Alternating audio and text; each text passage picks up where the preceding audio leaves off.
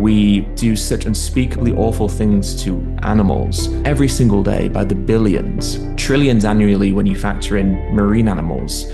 And the fact that so many people don't even view this as being a moral problem just shows how much of an emergency it is. So welcome to this seminar with Earthling Ed.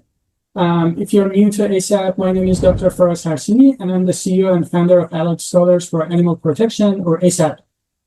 We are building the very first infrastructure in universities for a unified and effective animal rights advocacy. And ASAP currently has about 20 chapters in universities, and our goal is to be in top 100 universities and making it impossible to go through colleges without being exposed to veganism and learning about benefits of plant-based diet in terms of its health benefits or environmental benefits every single day. I know Ed is very busy, so thanks for joining us. And without further ado, let's just get started. So we have prepared some questions. I'm going to continue with them. And towards the end, the last 20 minutes, we're going to open it to the floor and you guys can ask your questions as well. So welcome, Ed. The first question I have, why is veganism a moral urgency? That's a great question. And thank you so much for inviting me to speak and for putting this seminar on. And thank you to everyone who is tuning in. It's really nice to be able to chat with all of you this evening. For me, I guess it's late afternoon for you guys, right? So to answer your question, well, I think for a couple of really key reasons. The first is, of course, that non-human animals are sentient, feeling, conscious beings. And so the lives that we force upon them are directly impacting them in severely negative ways. And importantly, removing their autonomy and the ability to live and exist as individuals. And so it has to be viewed as one of the defining moral issues of our time, simply because firstly of scale, but secondly because of the individuals who are being subjugated and victimized as a consequence of our current lifestyle choices. And I think that the fact that we as a species are still so hesitant to acknowledge that this is a moral issue, let alone a moral emergency, just speaks to how much of a moral emergency it is. We do such unspeakably awful things to animals every single day by the billions, trillions annually when you factor in marine animals.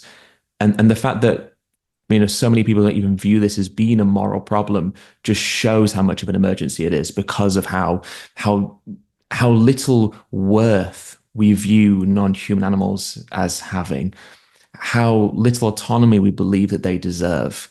I think the thing about veganism is it's about embracing the aspects of humanity which we should rightfully view in a proud way. It's about progressiveness. It's about challenging social norms and paradigms. It's about moving past transgressive and archaic belief systems. It's fundamentally about upholding what we as a species should feel the most proud of within ourselves. And I think all of these things together really should hopefully emphasize to us that, yeah, animal liberation and veganism is certainly a moral emergency.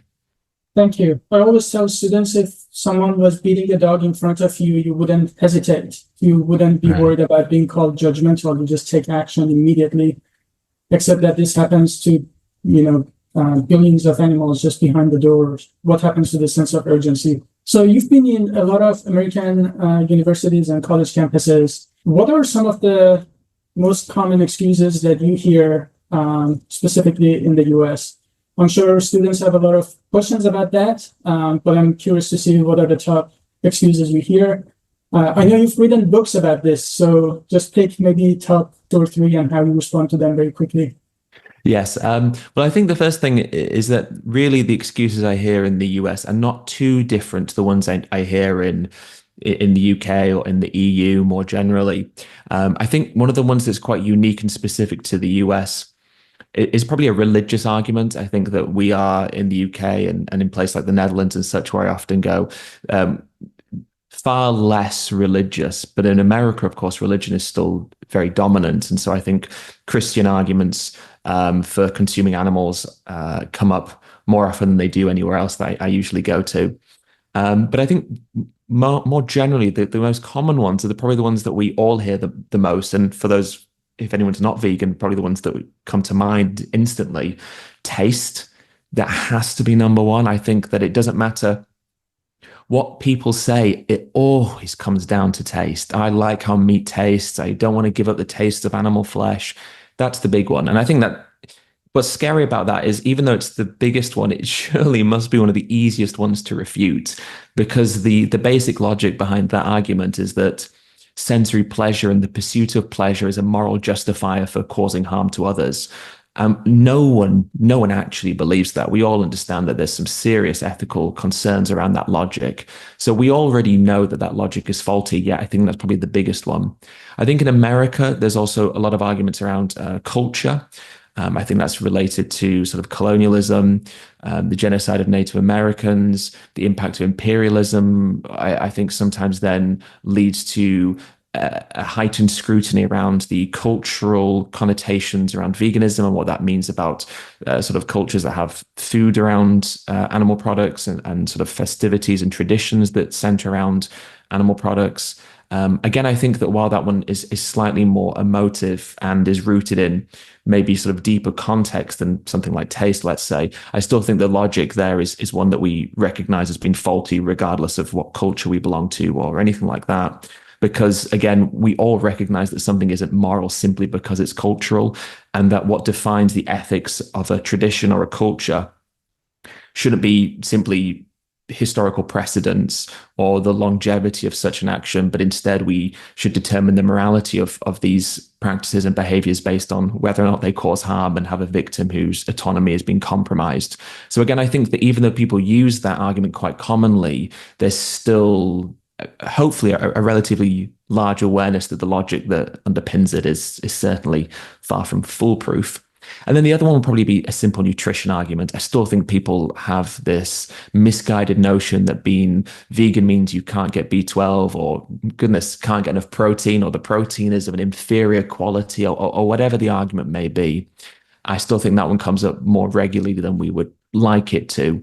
And again, fairly straightforward in the sense of, the leading health and nutrition bodies, not just in the US, but indeed around the world, from the nutrition of dietetics, the British Dietetic Association, whatever it may be, and all of these huge sort of nutrition organizations, the messaging is consistently the same, which is that well-planned plant-based diet is nutritionally adequate for all stages of life. It's just trying to convince people to recognize that and not take their nutrition information from an influencer who they follow on TikTok, who tells people that red meat is a superfood and is going to cure all of their problems. That's the problem that we face. And I think with all of the sort of environmental and health kind of conundrums and arguments we face, I think the problem that we have as vegans and as communicators is not the evidence, because we are overwhelmingly supported by the evidence. It's disinformation and misinformation and the proliferation of these things across social media, where young people are predominantly now getting so much of their content through TikTok and Instagram and YouTube, and yet these platforms are filled with grifters and influencers who are pushing these narratives which are unsubstantiated, which are illogical and ultimately harmful. And I think that's the problem that exists with those particular arguments. Thanks for that. I want to use that as an opportunity to encourage students to use your own social media platforms to talk about veganism, spread the truth, because there's so much misinformation. And if we are not using our platforms to spread the truth, then who would? And then consider also careers such as journalism to shine light on the truth again. I guess in my experience in universities in the US, I get being vegan is very expensive a lot. Just sort of ironic, because sometimes these are some of the top universities in the world, and everyone spends $10 on cappuccinos and Starbucks, and then when it comes to veganism, suddenly it's too expensive. My next question is actually, while we're on this subject, I think something that everybody really admires about in you is the fact that you're just so patient, and in the face of all these 5 questions that we have to keep answering to people as if like it's the first time we heard plants have feelings. It's really so bad. I can listen to outreach in a completely different language that I don't understand. And within 2 minutes, I can tell this is plants though, this is lions though, just from one or two words. Where do you get your patients from? Well, I think it's an interesting question. Firstly, thank you. I'm glad that you think that. That's very kind of you. Well, I think two things. The first is I wasn't vegan. And as a consequence of not being vegan, I used to have a whole host of justifications about free range eggs and top of the food chain and animals don't suffer for dairy and eggs. I used to think and say many of the things that people say to me now. But I don't think that I was, a bad person. I don't think I was um, I mean, I was ill-informed, but I don't think that I was an uneducated person in terms of general intellect or anything. I was just a person who had all these beliefs and these thoughts and feelings because of the society I was raised in, the culture, the legal system around me that tricked me into thinking that what we do to animals must be moral because it's legal.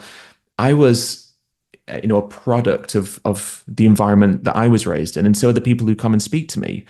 And I think it's really important that we meet people where they're at. That doesn't mean that we agree with them. It doesn't mean that we don't challenge them. It doesn't mean that we don't push them to think more critically. But the least we can do is listen and empathize, not just because that's probably the respectful thing to do based on our own personal circumstances and how we were and how we changed because we were presented with information and started to think more critically, but also because I just think it's more effective as well. And I think that there's plenty of evidence out there, psychological research that shows how to get through to people, how to challenge people's beliefs. And it's not shouting in someone's face and belittling them and demeaning them and insulting their intelligence and their moral compass. It's not all of these things. It's about having rational, nuanced, understanding conversations where we are sympathetic yet still holding these people accountable. And so I think that there's just the basic thing, which is I want to do a good job. And so I'm just going to try and do what I think is most supported by the evidence in terms of convincing people in these sort of one-to-one scenarios. So that's the first thing. And the second thing is, whether, maybe you film content like I do, maybe you don't, maybe you have like a group outreach session and there's other people watching. I think one of the most powerful things that we have as vegans on our side is the rational aspect of what it is that we're presenting.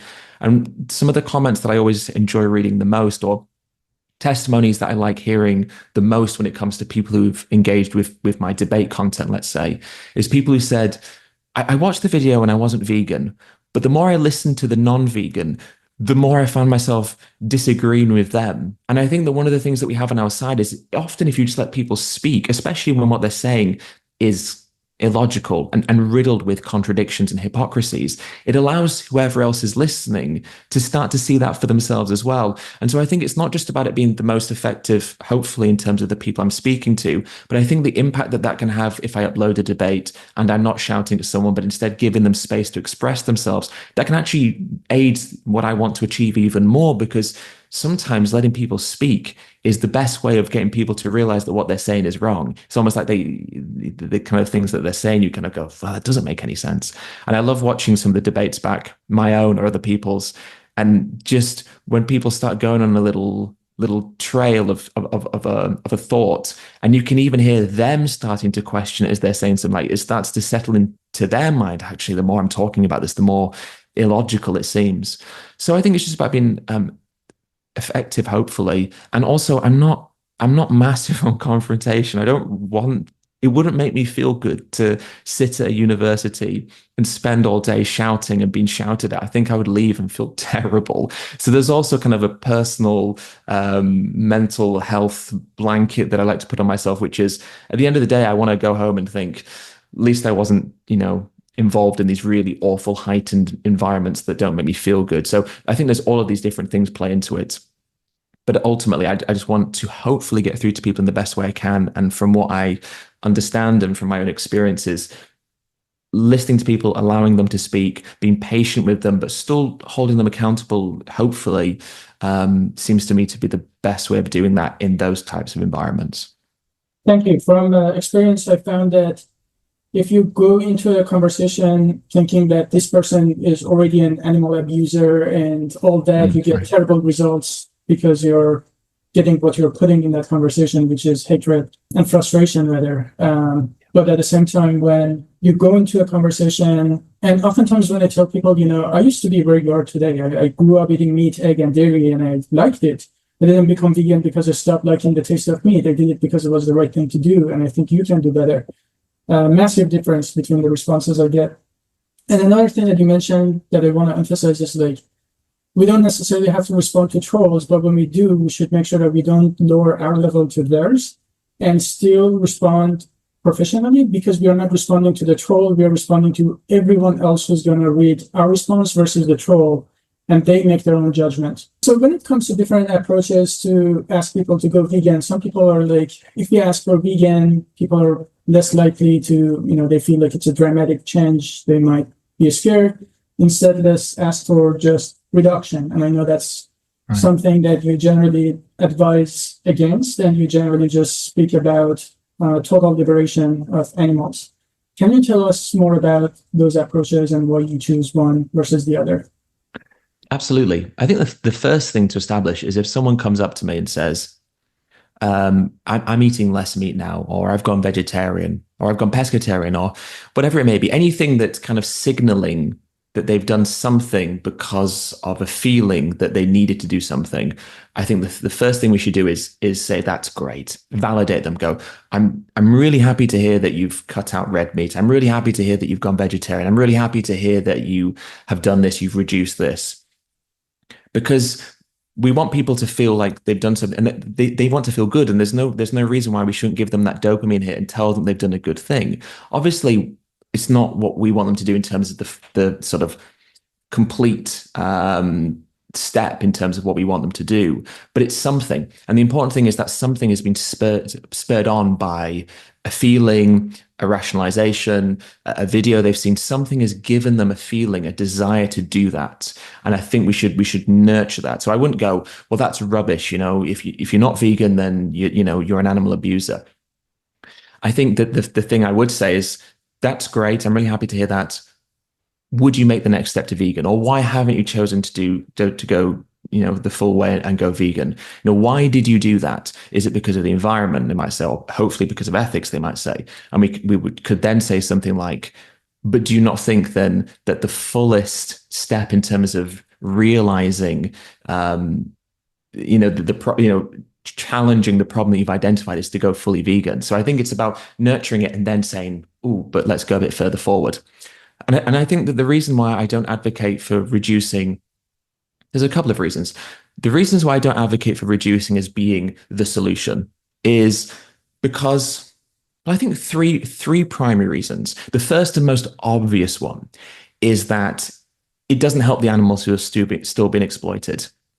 It's great that there's less animals in farms, but the problem with animal farming and animal exploitation in all of its different guises is not just the scale. Of course, the scale makes it worse, but even if you get people to reduce their meat consumption by 50%, and now we're only farming 40, 50 billion land animals a year, that's still a huge number, right? But even if it's just one pig, even if you have like some small homestead and it's like the most idealistic version of animal keeping that you've ever heard of, and it's just this one pig and they're given a name and belly rubs and then you kill them, it's still not ethical, right? Even if it's just one pig, because the issue of what we do to animals is about individuals. Because like us, non-human animals are their own individual. They are sentient beings, and so it's not just about scale. And reducitarianism doesn't address the core fundamental problem here, which is, yes, of course, the more animals we harm, the worse, but it's still immoral even if it's just one animal. And I think that's the primary thing. It fails to meet the objectives that we as vegans have, which is a world that eliminates animal exploitation and use as far as, of course, we can. I think the second reason is, I think it's also a little bit belittling to people. I think there's something about vegans saying, oh, reducing's great, which I think is almost viewing other people as not being able to do what we can do, right? Like you said before, you weren't born vegan, me neither, and yet we are vegan. So am I saying that other people can't do what I can do? That they shouldn't be held to the same standard, that I believe that I can be held to a greater moral standard that they can? I think it feels a little bit arrogant to try and say, well, I'm just going to tell people something that's a bit more comfortable for them. But in doing so, I'm going to almost demean their ability to make these critical and hard choices for themselves. Of course, it's a hard thing to come to terms with. I've got to go vegan for all of these reasons. It's a lifelong commitment. Of course, that's a bit daunting. But should we not respect people enough to present them with the actual truth? And I think that if we start to water down that truth or present compromises, because it's a little bit easier for us to sell that, and also because maybe it's easier for that person to do it, it's kind of selling everyone short. It sells the animals short, it sells us short in terms of our advocacy capabilities, and it sells the person we're talking to short because it's kind of saying, oh, this is too hard for you. And I don't like that. I think that's wrong. I think if something is true and something is right, we should preach that as being the truth and the rightful thing to do. So I think anything less than that is muddying the waters ethically and potentially even slightly patronizingly.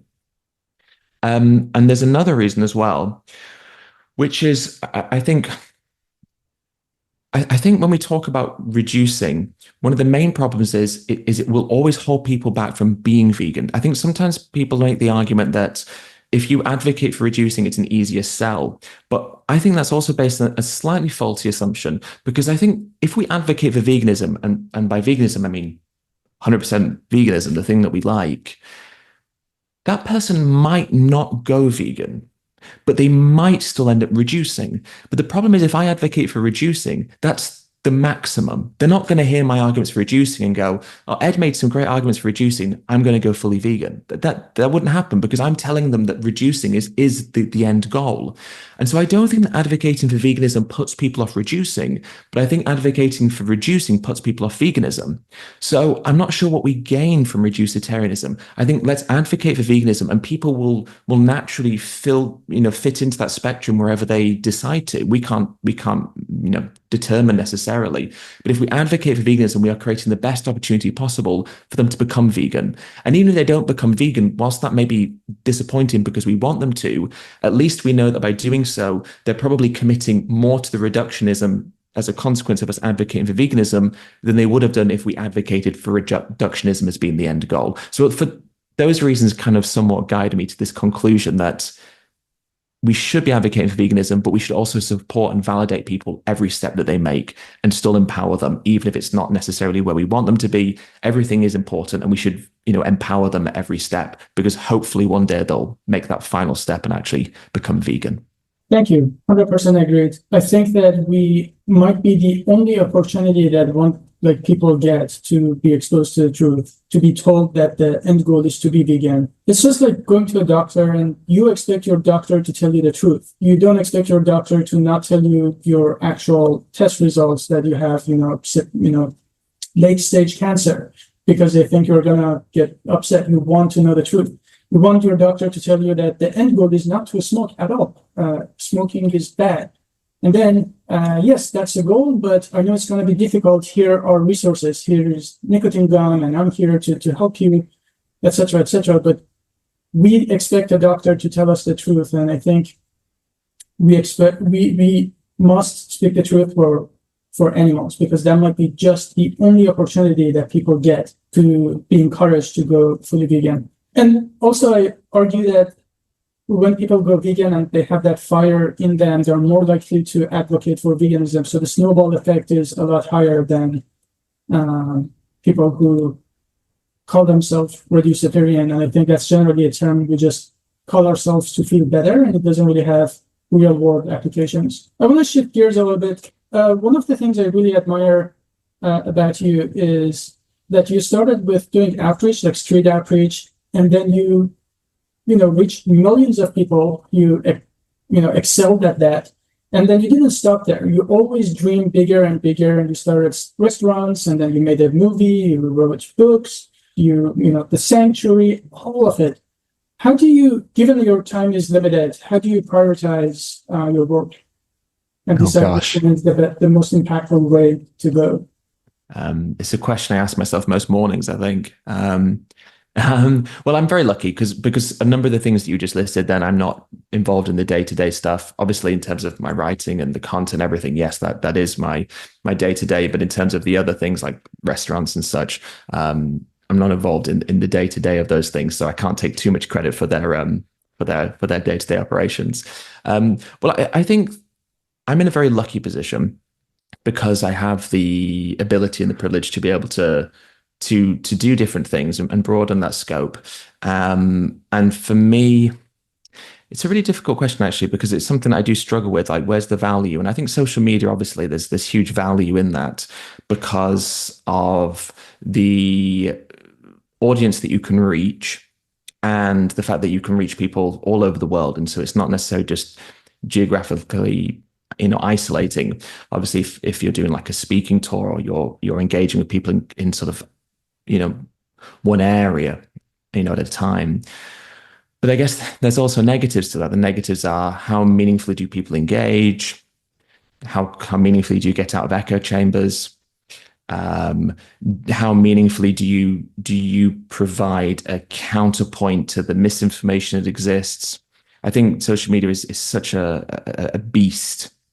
And I think it's hard to be at the whim of something that's based on algorithms and driving up engagement in ways that isn't necessarily vegan friendly or just human friendly, let's say. And I think there is that risk to it. So I think that there's huge value in like speeches and talks, and I find those to be really fulfilling because there's a connection that you can make with an audience. You can have Q&As with them. You can really form a little bit more of a bond with people. I think that they are engaging more, that impact that you have will be stronger. So I think there's pros and cons to everything. And so for me, it's been about trying to diversify, because hopefully through that diversification, I can maximize impact by having my fingers in different vegan pies, so to speak. So that's kind of the idea. In terms of what to prioritize, I guess it depends. I kind of do things in blocks, if you like, or this block now, this block this block that, and try and just kind of somewhat segment different things into different areas and work in that way. But that's easier said than done. So I feel that's not the greatest answer. But what I will say is, I think what I've learned, and hopefully will continue to learn, is that there's value in everything, and it's not just that there's a one size fits all approach. We need people who are on social media, undeniably, but we also need people who are making delicious vegan recipes, who are running vegan businesses, who are writing vegan books, who are running vegan animal sanctuaries. We need people doing all of these things. It's not just one thing, and if everyone did that one thing, that will get us there quickly or quicker. It's that we need everyone just doing different things based on their strengths, based on their passions, based on their hobbies, their desires, their skills. It's about all of us doing something. And that something might be kind of on the forefront. You might be on camera, you might be doing something, but you might be organizing, you might be in the background, doing all the admin and the technical stuff, and making sure that events are happening, and making sure that things are being produced, and all of these different things. I think it's about recognizing that the role we all play is important, irrespective of what that role is. And that's one thing I've learned, and that is hopefully a valuable thing that I've learned as a consequence of the different things I've done. Yeah, thank you. I didn't expect you to be involved in the day-to-day management of the restaurant, for instance, but I think something I was trying to say is, you take an idea and implement it in real life. And you've done that not just once, but multiple times. And in areas that, like, I'm sure you're expert in some things, but I'm pretty sure you're not expert in everything, right? So many of these things you had to learn from the beginning, spend time, figure it out. But I think what I admire in people like you is that you just notice that there is a gap. You're like, I'm going to fill this is the solution, and I'm going to make it happen. And you dream big. And I really love that. And Thank actually, you. one of our students had a question, Jared. He said, what businesses, careers, and influencer gaps do you see that they need to be filled specifically by, things that need to be in college students' radar? So you sort of scratch the surface there, but if you be a little more clear for college students specifically who have their entire life ahead of them. They have another, hopefully 60, 70 years ahead of them. Yeah. What are some of those gaps in business, career, stuff like that you think are important for them to consider?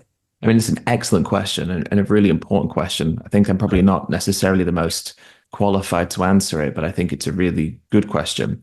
Um, let's have a think. Well, I guess it really depends what you want to do. I think undeniably we need more academics, scholars, philosophers. I think that we kind of seem to have a drought of kind of intellectuals, especially in this regard. So I think that sort of academia around animal ethics, I think is something that we could always do with more people in. I think sort of influencing curriculums, whether they be school curriculums, university curriculums, that's really important. One of the ways that you could do that is obviously through NGOs. I think political lobbying. I think we need far more animal ethics lobbying, animal rights lobbying. I mean, there's hardly any, isn't there? And obviously, what we're up against is a behemoth of an industry that's incredibly rich, incredibly politically powerful, and we just can't seem to scratch the political ecosystem really. So I think that more of that would be good. Some more public pressure, some more campaigning in those regards, I think is good. I think there's obviously a place for more businesses in terms of plant-based companies. I think we are obviously in a period now where the plant-based food sector has been hit. It's not the only sector that's struggling. We're obviously financially, there's lots of struggles that have arisen over the past sort of four years or so, especially. And so I think that there is still a huge gap in the market for plant-based foods. I think we need to improve the healthfulness of those foods, the scalability of those foods, the quality of those foods, the taste of those foods. So I think there's still plenty of work that can be done in terms of R&D for the plant-based food sector, as well as the actual the business elements of that. Politicians, I think we need more vegan representation, not just from lobbying, but actually in politics generally. I mean, I'm a little bit cynical when it comes to politics, in terms of like influence and ability to create change, but there's no denying that we need more of that.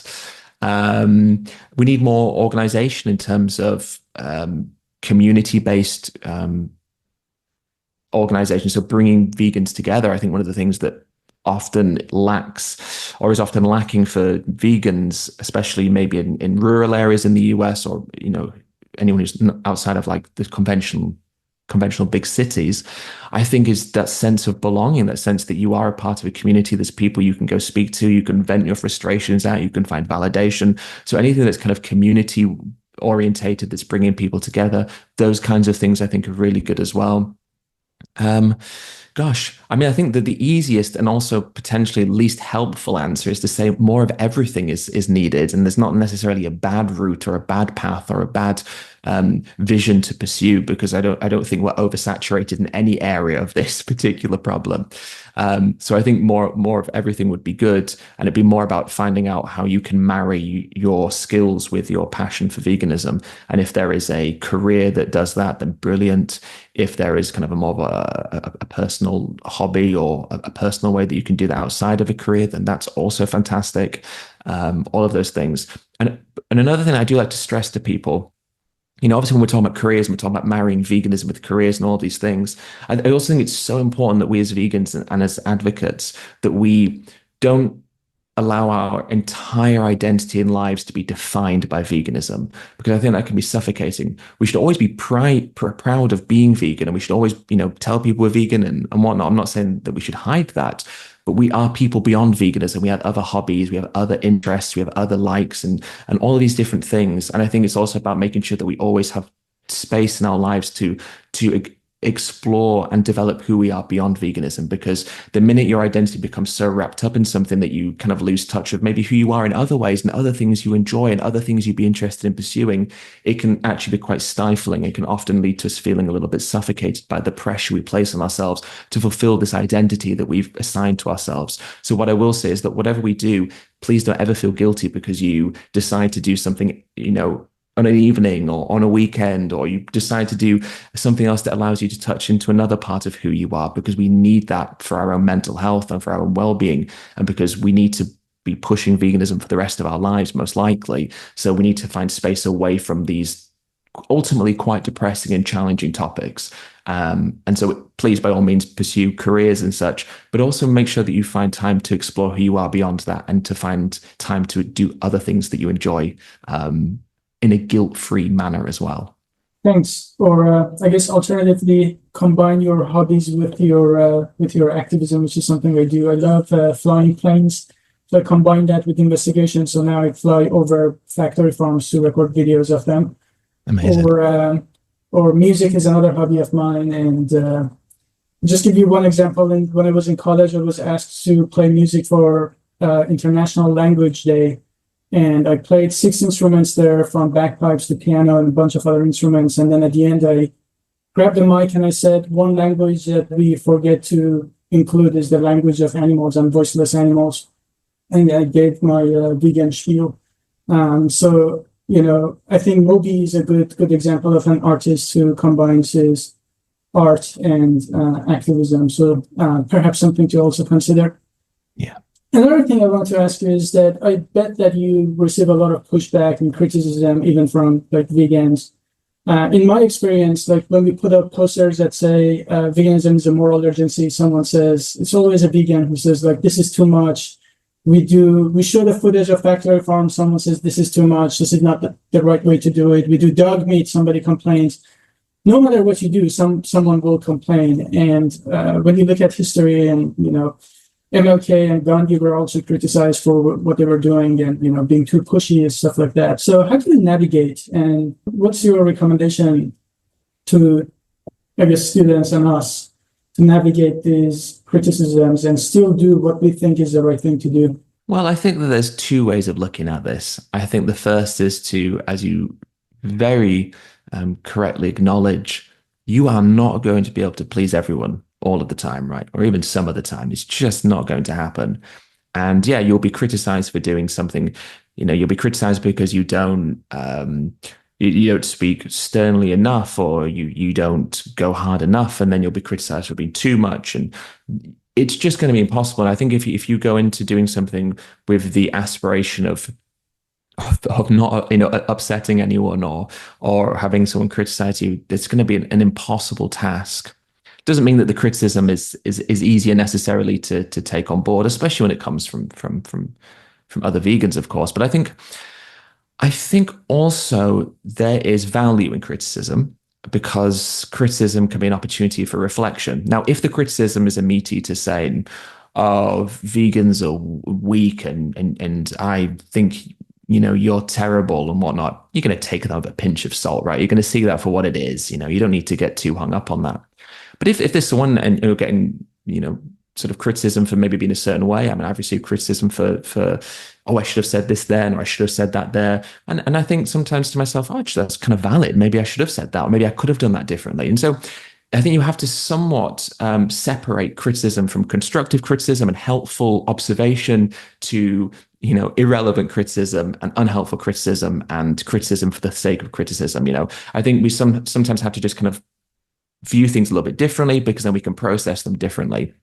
So I think that's one thing to acknowledge. Not all criticism is inherently bad or should inherently be ignored. Some of it can actually be helpful for our own development and our own improvement. But what I will say is, look, people push back, don't they? And especially now more than ever with these incredibly polarized times that we live in, where everyone has these sets of beliefs and will just ardently defend them, all day long.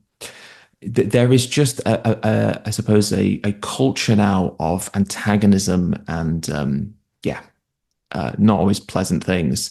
And I think that the way to deal with that somewhat is, as I was saying before, to, if you can, try and just ignore what's unhelpful.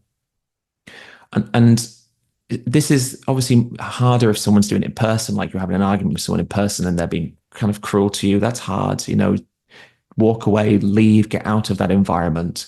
If it's online and you're looking at comments and stuff, I don't think there's anything wrong with acknowledging that maybe you're getting some bad comments and just not reading them, not looking at them. We don't have to sort of go through everything and read everything. It's not always going to be the best thing to do. So if you upload something to Instagram or TikTok, and goodness knows uploading to TikTok can be such a grueling thing to do at times. I think it's absolutely fine to upload something and just let it be and not engage with things. Obviously, you can engage if there's someone asking a good question or perhaps seems a little bit more sincere. That could be an opportunity to engage, but there's not the obligation to upload something and then kind of go through comments and argue with people and stuff when it's not going to be helpful and not going to lead to anything fruitful at the end of it. So I think it's about trying as best as we can to not be dissuaded because of criticism, but instead just try and acknowledge that when someone, especially when it's a meat eater, right, if they're pushing back against it, that means that they're engaging with it. And it may be sort of a small sort of positive to view, but the last thing you want is just people who completely agree with you, because that means you're not reaching people who you need to reach. And I think that there's something positive about criticism. And I know that with some of my videos, sometimes when they kind of sort of go out of the initial sort of follower chamber of people who follow me and kind of mostly support what I do, when it kind of gets out of that and I can see the comments start to turn, I acknowledge that. And I go, I'm happy that's happened. And I just say to myself, that's enough of those comments now, right? I'll leave that video be because I know that it's reaching the people I want it to reach, but they're not the people whose comments I necessarily want to read. So I think that's one thing to think. And for everyone who leaves a comment or says something or pushes back, there's going to be many more people who've seen it who don't do that, because the vast majority of people aren't going to comment and the vast majority of people are not going to be nasty. So if you're getting comments from people who are pushing back, it's very unlikely they're the only ones who have seen it. So you've got to think to yourself, it's not necessarily about the people who are commenting. It's about all the people who are watching it but aren't commenting, who aren't engaging necessarily. What's it doing for them? Is it helping them? Is it pushing them? Because they're probably the ones who are going to be engaging with it. It's just you don't necessarily know about that engagement because they're not leaving sort of a trail of their engagement there for you to acknowledge. So I think it's about trying to reshape it and reframe it. And can we change our perspective in a way that makes these things actually positive rather than negative? Absolutely, that's a great point. That a lot of times people who leave like nasty comments, there's a bias. Like people who are angry are more likely to actually say something than those people who actually start thinking about it, but they don't engage. I have two more questions, and then we can open it to students.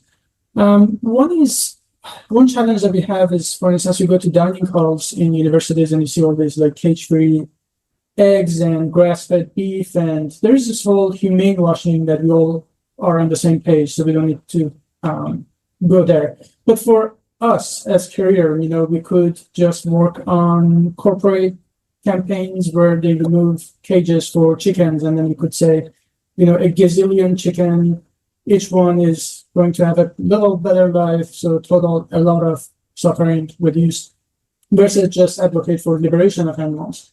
And you clearly have chosen the latter. So what are your thoughts there? Yeah, it's another great question, actually. Again, I think there's multiple ways of viewing this. The first is to say, look, obviously these welfare schemes and this humane washing is dangerous because it may reduce suffering.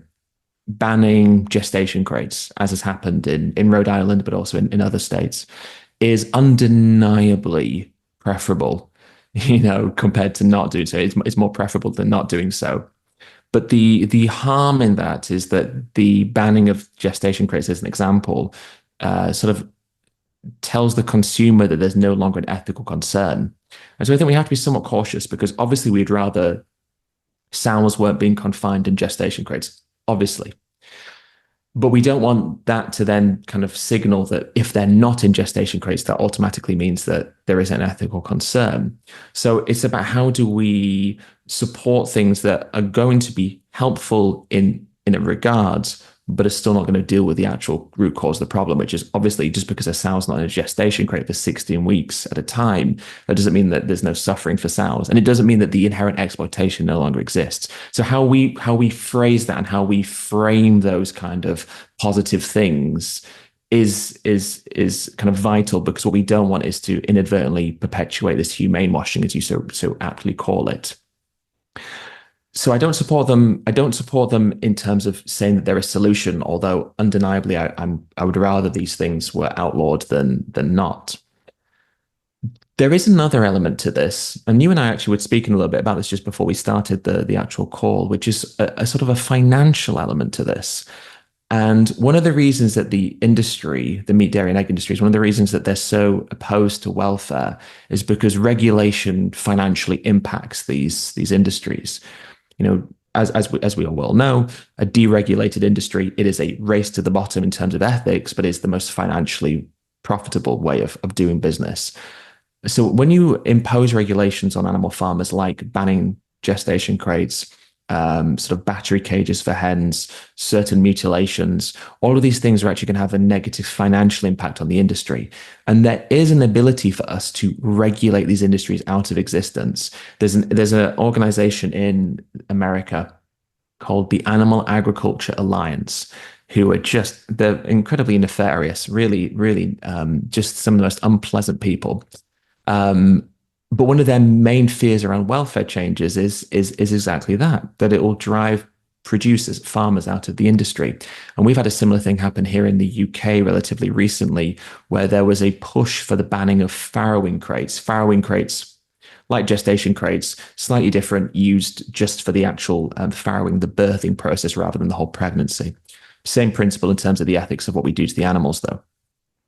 Because we banned gestation crates in 1999 here, and we wanted to ban farrowing crates, but the pig industry pushed back because it, of course, so many pig farmers to no longer be able to financially run their pig farms.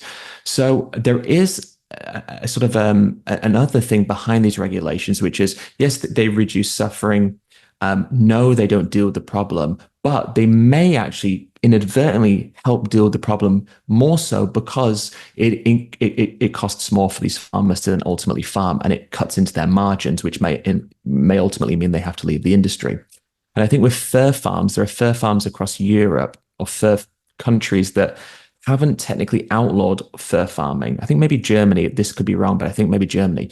But what they did is they put regulations in place, which meant that to farm foxes for fur, you had to have certain things, which just made the industry, it couldn't work. So it wasn't that they said fur farming is illegal. They just said, we have to do this, and this. And that meant that it couldn't work. Something like that. Anyway, double check whether it was Germany or not, though. So I think there are reasons why we should be supportive of them, and of course vote for them if they're things you can vote on. But ultimately, I do think that we should be cautious, because and it kind of annoys me and upsets me when animal orgs and NGOs kind of celebrate these things. You know, we've got Costco to pledge to ban caged eggs by the year 2027 or whenever it may be.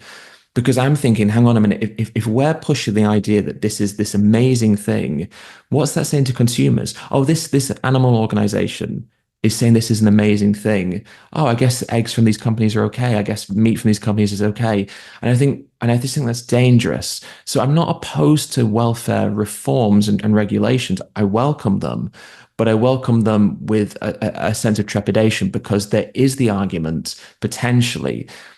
And this isn't what I would advocate for, but let's say you had two options: battery cages or veganism. Would more people not eat eggs if free range eggs didn't exist? I don't know. It's kind of more of a sort of a thought experiment. Now, that doesn't mean that we want that dichotomy to necessarily exist in that brutal way, but does having this kind of middle ground, and I use that loosely because it's not really a middle ground, but if you kind of go what I'm saying, does having this middle ground stop people from making the change to vegan because they can convince themselves that the middle ground is an ethical position as well? I don't know. So there is the argument that if faced with just this awfulness of factory farming without any welfare regulations or veganism, would more people end up being vegan? In my heart of hearts, I don't think that would happen, because I still think people would find rationalizations for not being vegan.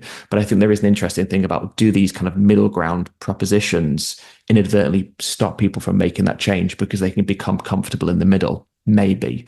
So it's all about how we frame it, is ultimately, I suppose, what I'm trying to say. Thank you. That was a great response. I think I agree with the cost aspect as well, but my fear sometimes is like, what if we just build better machines that kill animals faster to compensate for the cost?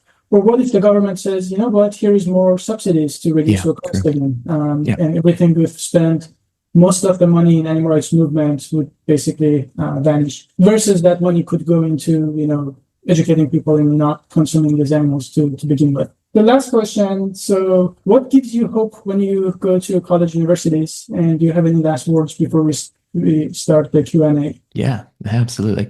I think two things. Firstly, that people do generally use the same arguments. I think that's something we should view positively. I know it's annoying hearing, as you so nicely said earlier, plants feel pain. It's so frustrating. And I know when you've heard it for like the 27th time in one afternoon, you just want to pull your hair out. But I do think there's something quite good about the fact that everyone generally says the same things. It's kind of reassuring. I'd be a lot more worried if every person I spoke to had this new argument I'd never heard, because I'd be like, my goodness, like, am I missing something here? But the fact that everyone always has the same arguments just kind of affirms to me that, hang on a minute, like, yeah, we know what we're dealing with here. So I think there's something positive about that I find that actually quite hopeful. I'm not trying to combat 1,000 different things. I'm really trying to combat sort of 4 or 5 main arguments with lots of fluff around it. And also, I think another thing is that I genuinely believe that people are actually more understanding of veganism and its merits than we maybe believe that they are. I just think that most people, A, don't normally think about it, or are never made to think about it. And B, have just existed in an environment where it's not been a concern for them. So I think by going to campuses and having conversations with people, it can kind of tackle those two separate things, although linked, because I'm encouraging people to challenge their beliefs. And by me being there and normally affiliated with some sort of vegan campus organization, it's creating a sense of community that those people can become involved in if they so choose. So I think that's a positive thing, which is, by and large, I think when we have these conversations with people, the people we're talking to realize that actually probably agree with veganism more than they realized. It's just they've never actually had the merits of veganism properly communicated to them, or they've never actually been offered a situation where they were kind of encouraged, let's say, to properly critically reflect on their beliefs. And that's what I think is great. Because what I strongly believe is that we're not trying to convince people of something they don't already believe, because almost everyone is going to believe that a food system that's more ethical, more sustainable, more equitable, more accessible, reduces pandemic risk, doesn't use antibiotics, doesn't involve E. coli and salmonella outbreaks. We all agree that a food system that hits all of those points is preferable to the one that we have now. And yet veganism and a plant-based food system is all of those things combined: more ethical, more sustainable, more equitable, more accessible, reduction in pandemic risk, no antibiotics, no salmonella, no E. coli. All of those things are encompassed in a plant-based food system and a vegan ideology. So if we understand that people already aspirationally agree with these things, we already acknowledge that they agree with the basic principles that veganism espouses and that a plant-based diet would encapsulate. So we are not trying to convince people of things that they don't already believe. We're just trying to make them realize that what they already believe is veganism. And I think that's a really powerful way of framing it. It's not us versus them, it's us versus ignorance. But actually, ideologically, they're probably more closely aligned with us than we think that they are, and that they think that they are. And I think that's something that I find quite positive to think about. Thank you. So in closing, I say something and then we'll open it to Q&A. Just wanted to emphasize how much power every single one of you on this call has to change the world around you. As I always told you, I've known people who are dedicating their lives to veganism just because I happen to be tabling at some point on campus. The amount of power you guys have is as much as you can imagine, really. And I always tell you that, MLK and Gandhi, they weren't like superhumans. I can't go ask them if they were superhumans because they're dead, but maybe I can ask Ed, you're alive. Are you superhuman? I don't think you're a superhuman. I think you're a normal, ordinary person just like us, except that you were very passionate. You were smart about what you do with your life, with your time, and you worked extremely hard to make those dreams a reality. And you still have a lot more to accomplish. You're just starting. And I want everyone to really think about people like Ed. They're not superhumans. They're just like us. So just know that you can accomplish just as much as he has. And in whatever field you're passionate about. So yeah, thanks for joining this call. Let's see who has any questions. And I forgot to mention, if you are not a part of ASAP, just go to alliedscholars.org and join your local chapter, or connect with me or Benny or anyone else on this call. I'm gonna... Hello. Yeah, thank you. So I just to ask a quick question, I appreciate you very much for being here. So I've been reading your recent book, and it's been immensely inspirational because I've had a huge motivation to like begin doing even more than I'm doing now. And I think one of the questions I'm worried about that I wanted to address is that the possibility of misconstruing information and identifying like misinformation and disinformation. And I know it can go both ways, because whenever you overestimate the amount of land animals that die annually, for example, like with good intentions, it can desubstantialize your argument. And I want to ensure that I'm not getting anything biased from one extreme or the other extreme. So how would you go about addressing this from both sides? Just absolutely excellent question. Really so important, because yeah, I think it's really important that we as vegans, we obviously know that there's all of this misinformation from the meat industry and from people online. And a lot of misinformation spreads not because people have bad intentions or are being malicious. They just hear something about, oh, an avocado uses X amount of water to produce, and they share it not because they think, oh, I'm going to trick people into thinking something's really bad. They share it because they think it's interesting, or they think people should hear it because it's shocking. So I think it's understanding like the motivations behind that. Obviously, disinformation is actually different. This is a sort of a coordinated attempt with a very clear motive to muddy the waters and spread doubt and influence people negatively in order to achieve an aspiration that they have. That's a little bit different.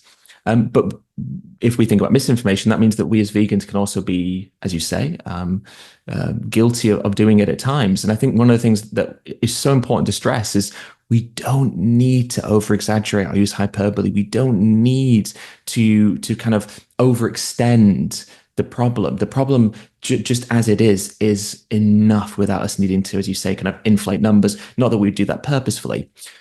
So I think that the way to go about it is I like to try and choose what would be kind of conservative numbers. So, and also often taking things from organizations that aren't vegan. So if I want to try and find something out about the environment, let's say the environmental impact, I'm not going to go on Peter's website, right? I'm going to try and find sort of meta-analyses and studies from organizations that we recognize as being sort of the leading experts in their field, places like the United Nations, places like the universities that you guys are at, Harvard, for example, Yale, UCLA. There are some really fantastic academic institutions across America, but obviously around the world. And I think looking to their research is a really important thing to do as well. So it's about identifying what we might call as primary sources, like, good quality evidence, and how can we factor that in? And if you sort of see a few different numbers, let's say related to the emissions due to animal farming or the number of animals being farmed, don't just go for the largest one. Maybe go for the conservative one, because if you can convince people of the smaller, quote unquote, smaller numbers related to these things, then that in and of itself proves that anything beyond that makes it's going to be far worse. So I often try to do that, and I often emphasize that to people. I'll say things like conservatively, according to this reputable organization. And if you see something online from a vegan person, just take time to fact check them. I always encourage people to fact check me, vegan or not vegan. Please, we all can get things wrong, not because we mean to, but just because it can happen. So if you see something, maybe it's a reel that I've put up, maybe it's a reel someone else put up, maybe it's a post, whatever, try and see if you can find out that information, make sure that what we're saying is correct and is substantiated. So checking sources, making sure they're reputable sources. If you find like a sort of differences in opinion, often go for the conservative ones, might just cover your back, and means that you can strengthen your argument past that point if you need to. And then fact check everything. God, just everything needs to be fact checked these days, doesn't it? It's so demoralizing to think that we can't trust the information we receive. But it's true. So those are the things that I'd recommend. Yes, probably about that. Yeah, hope that helps.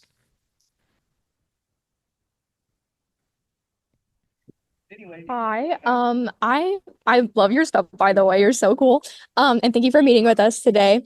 And I just wanted to ask what you thought of more I guess militant vegans more so. So I don't know. I love Tash Peterson and like the ALF and whatnot. What do you think about those types of more militant approaches? It's interesting. The word militant is so subjective because I've been accused of being militant before. I remember I've been invited onto TV a couple of times. And it's normally under the tagline of militant vegans going too far, and I'm supposed to be um, a militant vegan. So I think everyone's going to be militant to someone. Obviously, undeniably, what you're saying is that there are, sort of forms of activism that more generally will be considered militant by a large number of people. I think that it is difficult to outright say that something is always bad. But I also think that there are times where some things will be bad. I think that, for example, when you are protesting and you're using megaphones and you're outside a company or you're doing a rally or you're doing a protest, you're going to be loud and you're going to shout and you're going to be emotive and you're going to be visceral. And all these things are incredibly important because of the aim of that.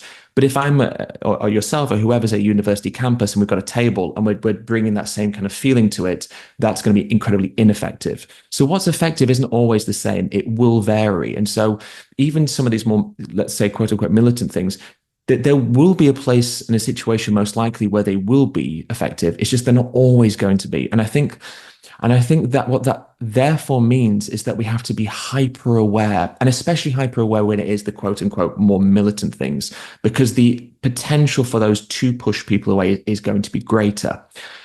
So I think that it just means that we have to be more conscious and more aware of our surroundings, of who we're engaging with, of the environment, of how we're coming across, a little bit of objectivity.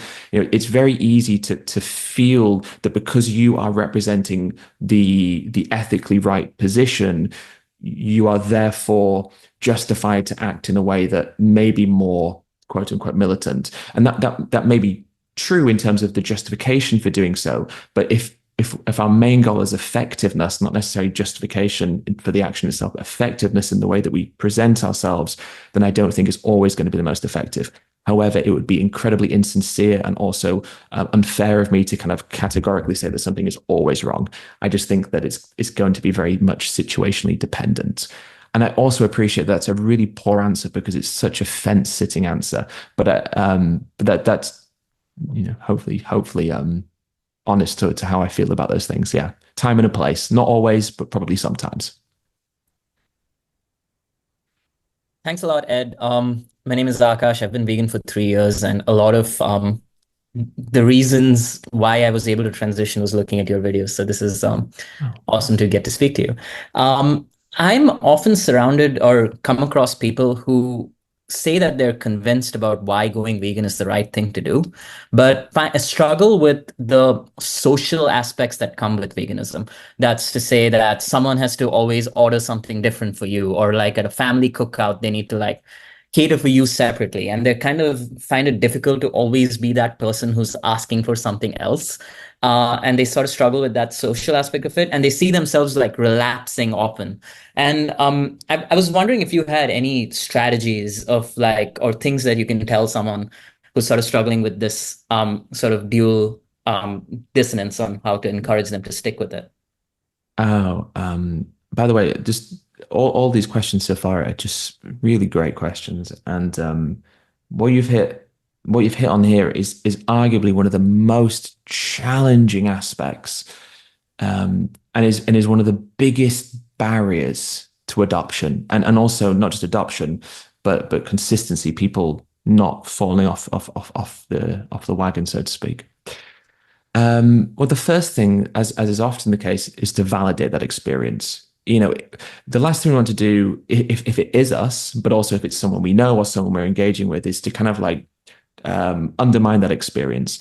Obviously, the easiest thing, and it's also true, is to say to ourselves, or say to the person, "Oh, but that pales in comparison to what animals are forced to endure. If you think that's bad, try being an animal." And that's absolutely true, and that's valid, and that can be good to get a sense of perspective.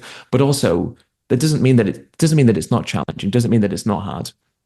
So I think that there is an element of sort of validation that has to come into play.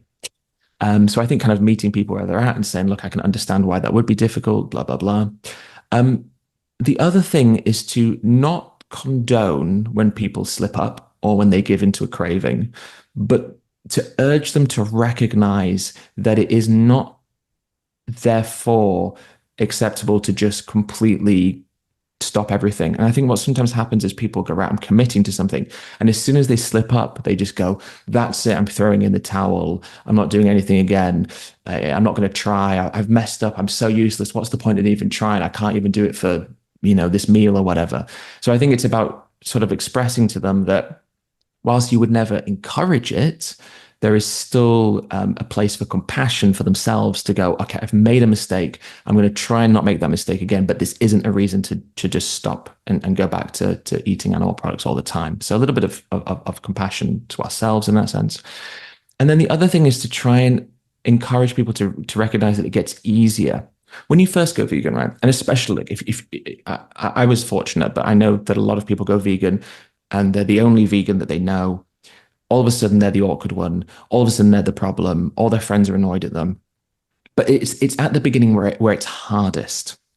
And the longer that you're vegan and the longer that you're awkward, the less awkward you become because people know what to expect from you.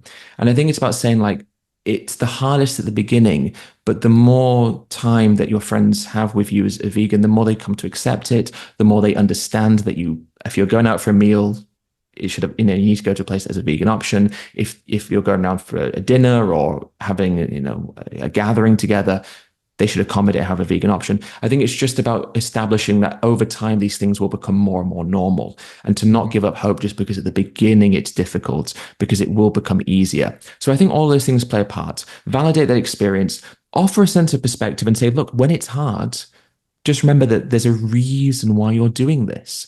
Veganism isn't always the easy thing. It's not always the convenient thing. It's not always the fun thing, right?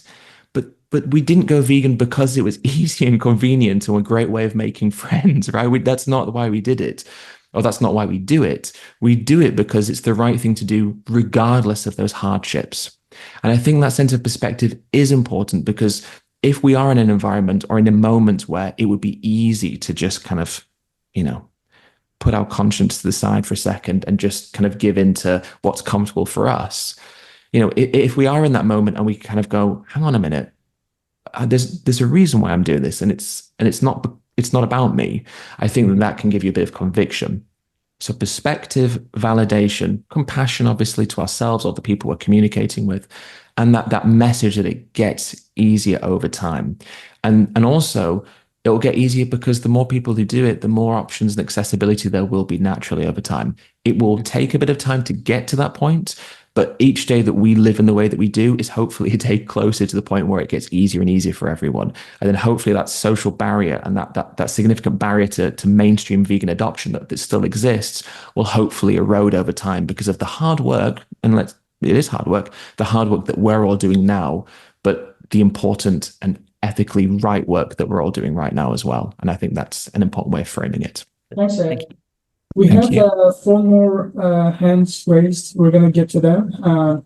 But we just have a special guest who joined this call. Just wanted to take 1 minute to appreciate that. A lot of you have heard me saying that. I actually mentioned that just today, that there was this random guy who came across my table. We chatted for 5 minutes. I probably sucked at outreach anyways. He became vegan and now he's dedicating his life to veganism. So I didn't ask him to join, but he just joined this call. He's John McCourt. So I wanted him to say a few words, but I'll just say that today he got his doctorate. He got a job postdoc at NIH. So he's in a position of influence. He's working on alternatives to animal testing and building bioreactors for alternative proteins, like completely dedicated to animal rights movement.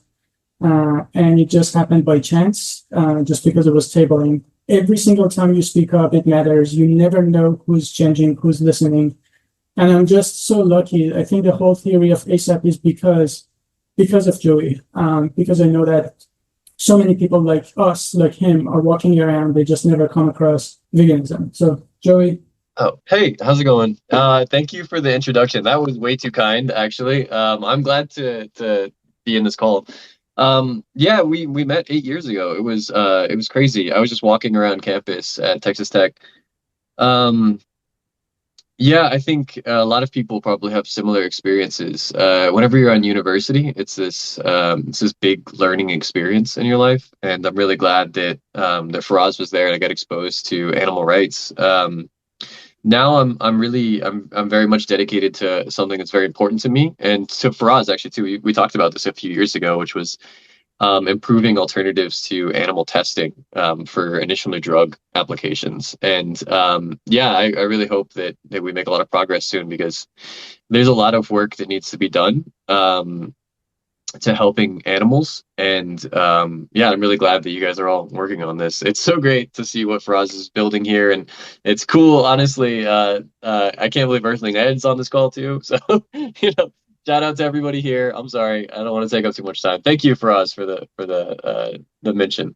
Just wanted to show the impact that you never know who changes and how important it is for every single opportunity we have to talk about veganism. That could be somebody like us, like Joey. So sorry for interjecting, Karan. I'm going to unmute you. Hi, Ed. So I actually met you at Unity Diner in London a few months ago. So I'm very happy to see you again today.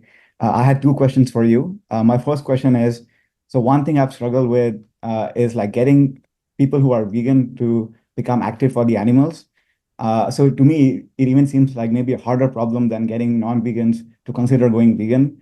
It's like just from my personal experience, like in the last 2 years since I've become an activist, it seems really hard to get vegans, like whether I'm eating with them or hanging out with them, like they agree that it's like activism is a good thing to do, but like it's hard to like get them to actually come to events. So I wanted to know like how you are able to do that to motivate other vegans. Like for me, I became an activist by watching your videos. That was a large part.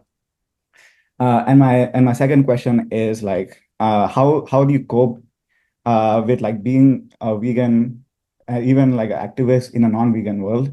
Like to me, I just feel like mentally like a lot of pressure because there's not that many of us who are speaking up for the animals, and we all know there's billions of them killed every year.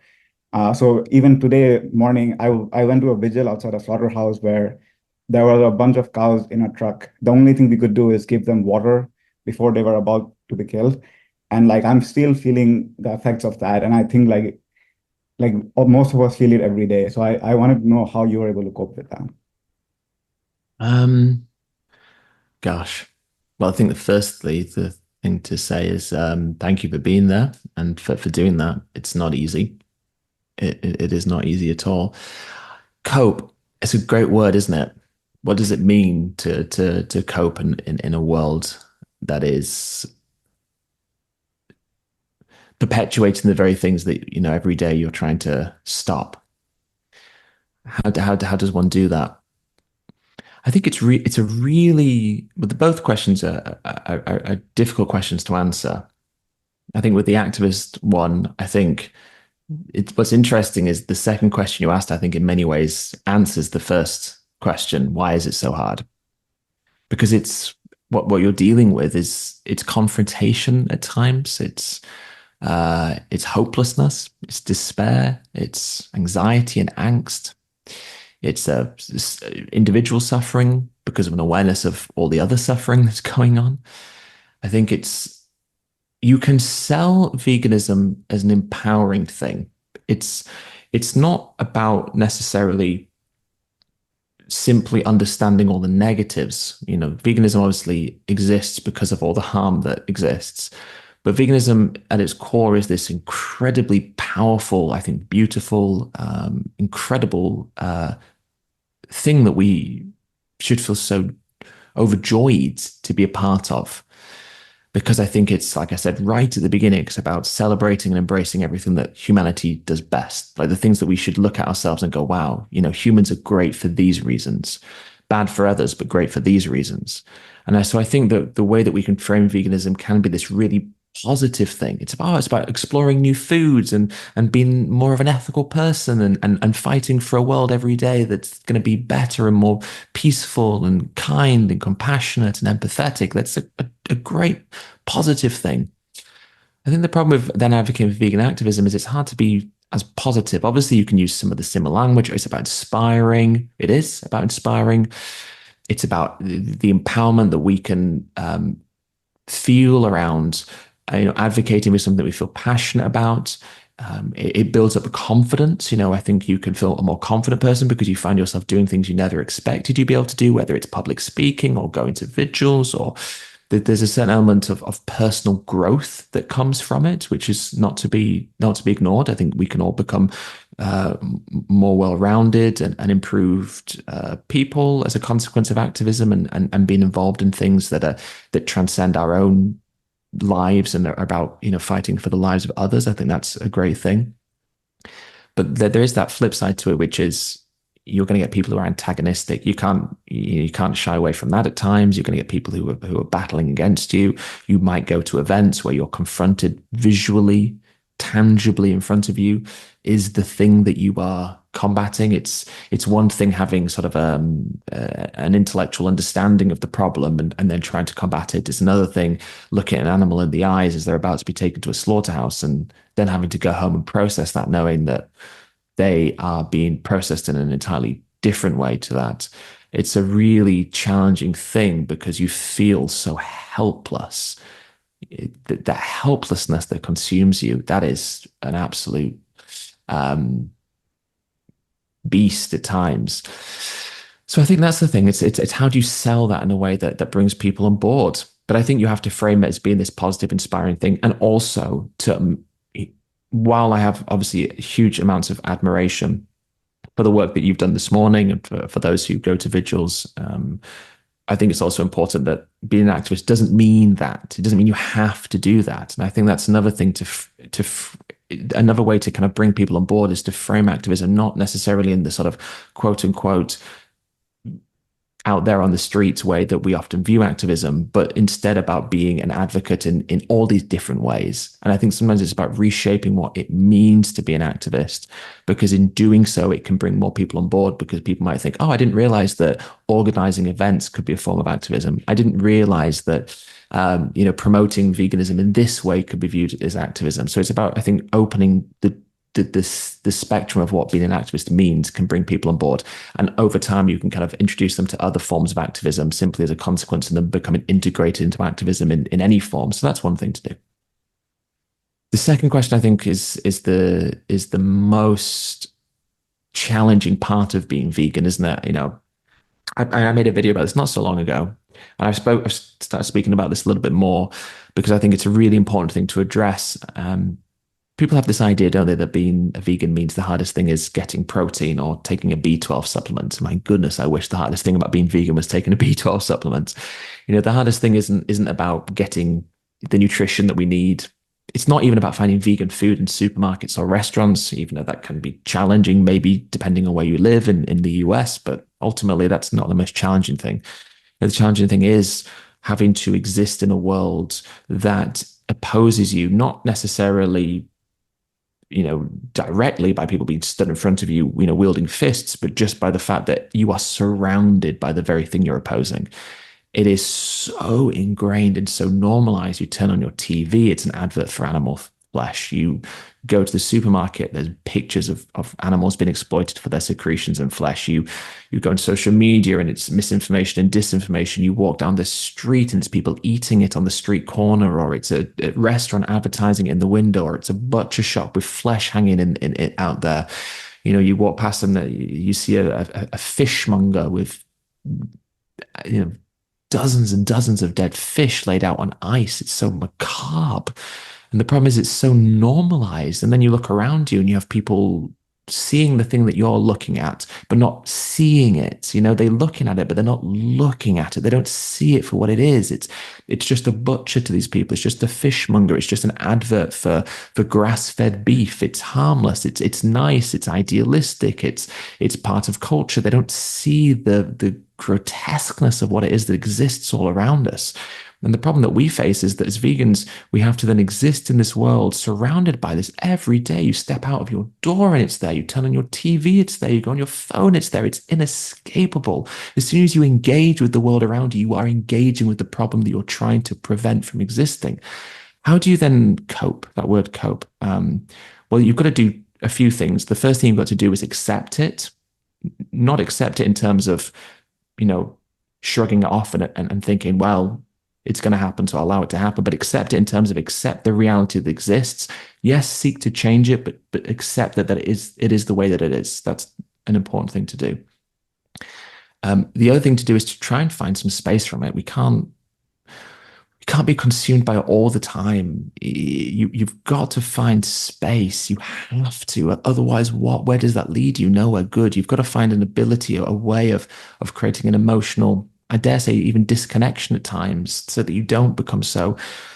You can't walk into Target or Walmart and you can't see the packaging there and think deeply about it. You can't read labels and read milk and then think about it. You've got to just process it and move on. Otherwise, what's the alternative? And the really difficult thing that we face is it would not that this would be preferable, but it would almost be easier if you could draw this really clear line down society and go good, bad, right? People who eat animal products are bad people, because it would be easy to compartmentalize that in our heads, and it would feel more manageable if you could go, oh, well, I understand they're a bad person. That explains why they're doing this. They're just not a nice person. But that's not the situation we have, because it's not bad people who are paying for these products. Often they're what we consider to be good people. They might be our best friend. They might be our girlfriend, our wife, our boyfriend, our husband. They might be our children, our parents, right? They're not bad people. Right? They're lovely people. We care about them unconditionally. We love them. They're compassionate. We know they're empathetic because we've spent time with these people. But there's just this huge blind spot. And so the problem that we now have as vegans is not only do we have to exist in a world where we are surrounded by this violence, and the reason that's a problem is not because of us, it's because of the animals. And so we're surrounded by violence. We're thinking about what the animals are enduring. The animals are enduring it. And then we have to then spend time with people in our workplaces, in our colleges, in our homes, who are also paying for these things. And the problem is we can't speak up too much, because then we get labeled as militant and we push people away and we're called judgmental. So we have to speak up because we are morally obligated to do something, but we have to speak up in the quote unquote right way. Oh my, what? So we are living in a world that's doing all these terrible things. We have to exist in this world. We then have to exist sometimes in households where the people we love are paying for these terrible things. We have to speak up, but we have to speak up in the right way, because if we say the wrong thing, we push people away and we alienate people and we get called judgmental and we get called, oh, you're the problem with vegans. Oh my goodness. Like that is no small feat. It really isn't. And I think it's so important that we as a community understand that. And we don't beat ourselves up for feeling sad, for feeling down at times. We should embrace that, because it shows that we care and that we have, this strong empathetic response. It's okay to feel like that. It is vital that we do, because it shows that we care. But it's also vital that we find ways to cope. And I think the best ways that we do that, take time to do things that we enjoy outside of hobbies related to veganism. Watch films that aren't about veganism. Go out, go to a bar, go out dancing, go to a club, spend time with people and don't talk about veganism. Hang out with vegan people and just eat vegan food, but just talk about anything else other than veganism. See something and don't engage with it emotionally if you can. I think we need to find all these different ways of coping, and that will also be slightly individualistic, because the way we cope will also be different based on who we are, based on how we deal with things. We deal with things differently, so there's not one size fits all. But yeah, we just have to acknowledge why we feel the way that we do, not suppress that, but then in our own lives find ways to cope, because goodness knows that's the hardest thing, isn't it? That, not B12, that's the hardest thing. And I wish it wasn't, but undeniably it is.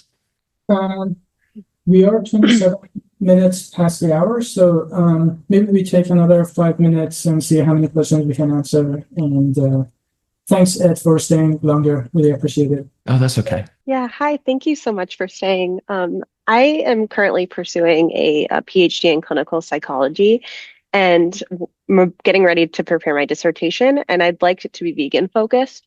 So I was curious if there's any areas of psychological research that you think warrant more exploration that would help the vegan movement. Yeah, I think that's interesting. I think maybe something related to, I mean, there's obviously, this is, I suppose, a bit of a trick question because the things that come to mind are the things that exist already. And maybe that's the oversight there. So obviously I'm thinking stuff like related to sort of cognitive dissonance. I don't think, we can ever have too much psychological research related to cognitive dissonance, how we rationalize things, how people process sort of the perception of veganism with the reality of veganism. Those kinds of things I think are really important. Maybe sort of the oversight around how people view fish, I think is really interesting. I think maybe it's not necessarily. I think that is interesting. I think how we sort of differentiate species and how we engage with them and how we then rationalize how we do in doing things to different species based on the species they are. I think that kind of thing is quite interesting. So anything related to that, I think anything related to cognitive dissonance seems to be a safe bet because it's also so important. But I'm also certain there's probably something that literally has not really been done that would be really good. But the fact that it hasn't been done makes it difficult for me to think of what it might be. So anything like that, though, I think would be good. But also, I whatever you find yourself naturally interested in is probably the best because that's where you'll probably do your best work. So I think about what interests you and what part of this conversation is the one that you find yourself constantly kind of ruminating on when you're thinking about your work. Thank you. Let's take these last two questions. And Sam. Hi, yes. Thanks for having me. By the way, this is my partner's account, but I just couldn't pass up the opportunity to ask Ed a question. Also, by the way, huge fan, Ed. I've been keeping up with your work since 2016 around there, and you're part of the reason why I actually went vegan. But I also wanted to shout out that second question from before by Karan. I think these last two questions before me pointed to a very big reality for us vegans, which is this term coined as dystopia, kind of coping with the mental health struggle of living in a non-vegan world. I think is something that we all need to be better about supporting each other in as a community. But anyway, I wanted to ask you, Ed, how effective do you think, as you may be aware, in Denver, Colorado, they had 2 ballot initiatives, and that was put on the vote this past election cycle. And I was just wanting to ask, how effective do you think legislative action is in this process of trying to convince more people to go vegan? You kind of touched on it with like the welfare a little bit, but I just wanted to know specifically, where do you think legislative action can fit into achieving a vegan world? Yes. So I think a lot of it relates to what I was saying earlier, but I suppose there's also another part of it, an extension of that, which is if you think about like sort of the scope of acceptability in people's minds, and you have sort of veganism, you have factory farming, then you have sort of things in between.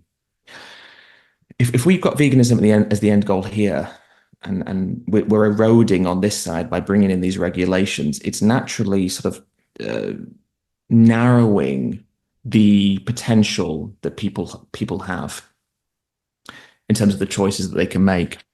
And I think that there's an interesting perspective, which is if we keep pushing this ethical message, and there's a sort of a narrow spectrum that people can engage in when it comes to food choices, there's probably a strong argument.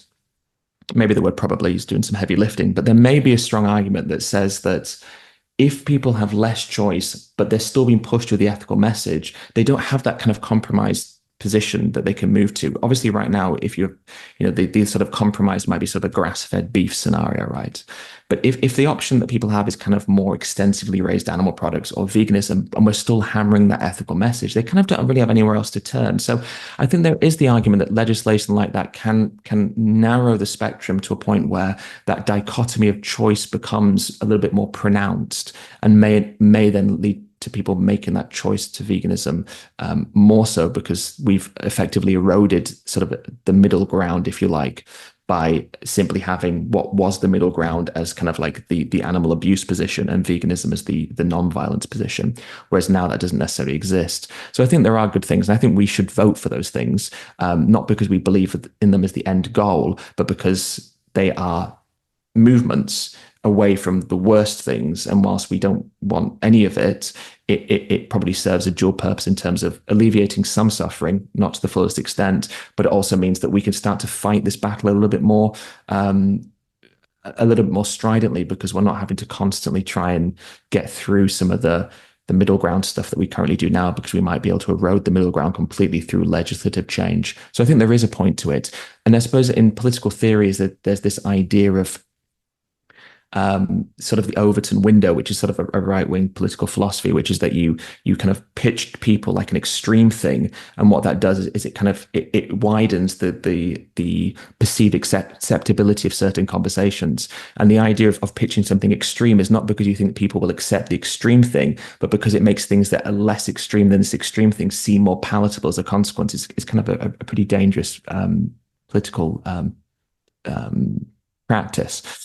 But there is something similar with veganism, which is obviously the more that we shift things over towards this conversation, the more it normalizes closest this conversation. And so I think that whilst I'm not saying that veganism is an extreme position, it's far from it, but by pushing veganism, it kind of pushes up the perspective of what's viewed as palatable towards veganism as a consequence of widening what we are considering to be the ethical positioning here. So I think there are a few things that play into this, but I do think that, yes, legislative change does serve a purpose, mainly due to a lot of the reasons I discussed earlier, but also because of some of those things I discussed then. But ultimately, yeah, it's not the end goal, but could help us get there a little bit quicker, maybe.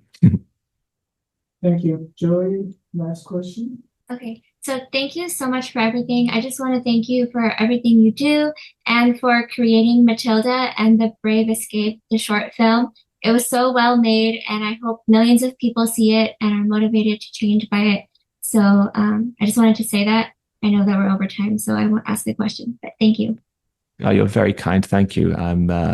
That's lovely. Yes, I hope, I'm glad that you liked it. So thank you for that feedback. And yeah, hopefully as many people as possible can see it and can hear about what an amazing being she is. Yeah. So thank you for those kinds of words. That's wonderful to hear.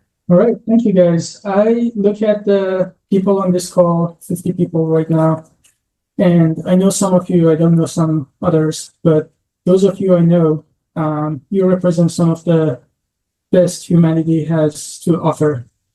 And we didn't know each other. Some of you know each other now, because now we built these communities. We are going against societal norms, and always, like, the challenges we are facing, we're not the only people who have to tolerate this. We always compare the animal rights movement with other forms of injustice in the past, with other things that used to be legal and normal. And people who fought for those forms of oppression probably felt the same way we are feeling today. So just know that you're not alone. I personally try not to think about like immediate results. The only thing that I try to get satisfaction from is just knowing that I have this precious time and I'm doing my best. You know, you look at MLK and Gandhi, I always talk about them because you look at their pictures, they don't look like happy. They didn't party necessarily. Gandhi did meditation. So to Ed's point, you know, they try to do something about their mental health. But at the end of the day, I think they have that fire and that frustration. And I think there is merit in understanding that the frustration is not going to go away. And the second the frustration goes away, you lose your passion to fight for injustice. It's all about managing the frustration and coping, as we talked about it, and trying to put that frustration into something powerful. And you guys those of you I know, you've already done that. You've made significant changes in your universities. And just understand that one thing that we really need is to know that we are not alone and sharing all this stuff. And just know that there are more vegans in your university who feel this way. They haven't found you yet, which is why it's so important to build these communities in your universities and talk about it. And yeah, thank you. I'm just so proud of every single one of you. And again, several of you mentioned that, you became vegan under influence of Ed, and just imagine how many people. Can you even measure that? Can you even imagine how many people, how many thousands of people are vegan and potentially active today because of this one man? And just understand that you could have the same power. And thank you for all you do. Thanks for joining this call. Ed, thank you for everything you've done. Oh, thank you. Much love and respect. You're very kind. My goodness, you're exceptionally kind. I should, thank you. That's a lovely thing for you to say, and I appreciate it. And I appreciate all of you for being here, and thank you for all of your, thank you to all of you for all of the work that you're doing. And it's together as a community. Everything that we do adds up to something bigger than us. And I think that's the really important thing to recognize, is that even in those times where it feels challenging and lonely, we are supported by the fact that we are in an ever-growing global community of people who share these values and who are fighting for these values and fighting for the world that we all desperately want. And we can always find strength from the truth of this community that exists. And I think that's a really important thing to take on.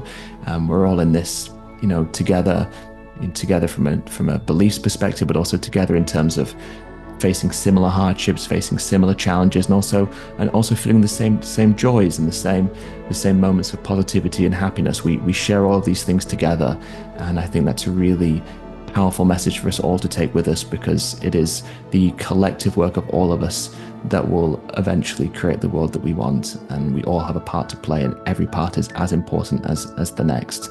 So thank you for being a part of this, and I really appreciate all your wonderful questions as well. My goodness, so many good questions. So thank you for asking them. Thanks for staying down. Thank you, guys. Dream big. Let's go fix this world. Yes, let's do it. All right. Bye, everyone. Adios.